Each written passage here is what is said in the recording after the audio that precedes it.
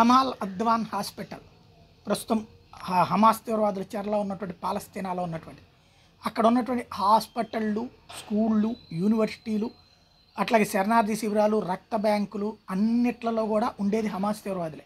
సాధారణ ప్రజల్ని, స్వచ్ఛంద సంస్థల్ని విదేశీయులు ముందు పెట్టి వెనకాలంతా వాళ్ళే షెల్టర్ తీసుకుంటుంటారు. అట్లాంటి వాటిని కూడా దెబ్బతీస్తూ ఉన్నటువంటి ఇజ్రాయెల్ తాజాగా Gazan officials claimed that Israeli forces have besieged the Kamal Adwan Hospital officials add that the hospital remains under siege for the 8th day in a row.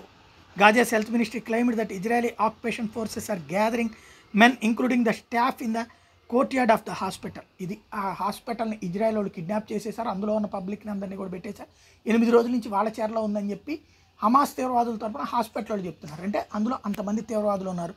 వాళ్ళని ఏం వెరిఫై చేస్తున్నారంటే తీవ్రవాదులు పట్టుబడేటువంటి సందర్భంలో సాధారణ పౌరుల వేషాలు వేస్తున్నారు. అట్లాంటివి కనిపెట్టి ఆ తర్వాత సామాన్యులు బయటికి పంపించి తీవ్రవాదులను అటాక్ చేస్తుంది ఇజ్రాయెల్. ఈ లోపుగా ఏదో ఒక గందరగోళం సృష్టించేసి వాళ్ళని కాపాడే ప్రయత్నం చేస్తుంది గాజా అథారిటీ.